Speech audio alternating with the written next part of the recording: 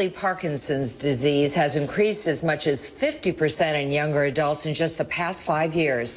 Doctors correlate this rise with environmental factors, and there are noticeably higher rates of Parkinson's disease in agricultural communities. Huge legal battles are now surfacing that will have serious ramifications on the pesticide industry and the ongoing health and safety of farmers. Joining us now to discuss these disturbing new findings is David Dickens from the Miller firm, and we welcome now Mr. Dickens.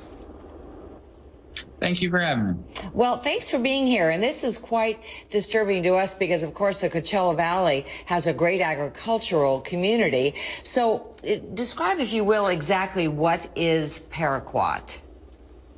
Absolutely. So Paraquat is a broad spectrum non-selective herbicide, which means that it will essentially kill everything that it's sprayed on. It's used primarily by farmers in no-till farming.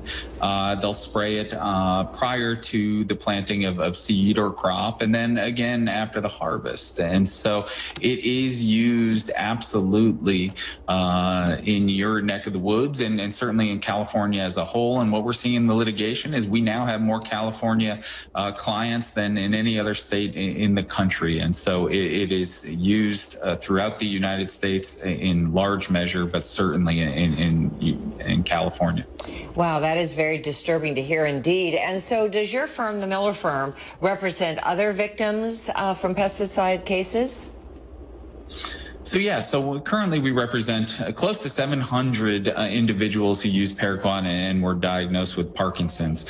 We have substantial experience in pesticide litigation as a whole, most recently in the Roundup litigation, where we led the litigation linking Roundup to non-Hodgkin's lymphoma, and we represented the claimant in California for the first trial up in San Francisco, in which Lee Johnson was awarded $289 million. And then we had our second trial in Oakland that resulted in a substantial verdict of $2 billion, which was later reduced down to a lower figure, but recently upheld on appeal. So we're taking that experience and moving it into Paraquat, where we've just recently requested the first trial date in America in California, where we anticipate going to trial.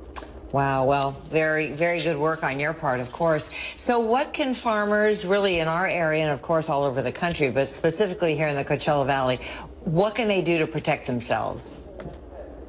The biggest thing is, if you are, and the viewers are using Paraquat still to this day, to either look for other alternatives or to make sure that all necessary precautions are being taken. And that includes wearing personal protective equipment, rubber boots, rubber gloves, ventilators, to make sure that there is limited or no exposure to Paraquat, because what the science is showing is that even 8 days use puts you at a 3 times increased risk of developing Parkinson's from your Paraquat exposure. So make sure that those precautions are taken. And if there are any signs or symptoms of Parkinson's, tremors, unsteady balance, make sure you see your doctor and get checked out, because the link is strong and the science is strong. Wow, wow. Well, that's actually answering my next question, which is what should they do if they feel they have been exposed?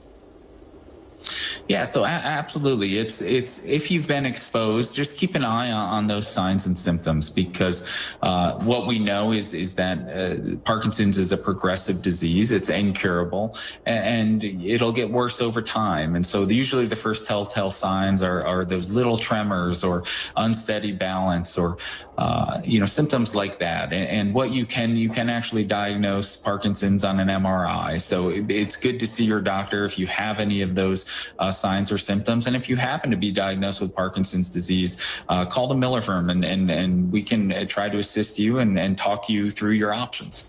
That's great to know. So thank you, Mr. Dickens, for joining us. And for more information, where can our viewers go? You can go directly to our website, millerfirmllc.com. We have all the information there about Parkinson's generally, and the link between Paraquat and Parkinson's.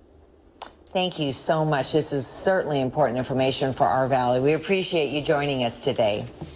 No, thank you, and I appreciate the time. Thanks.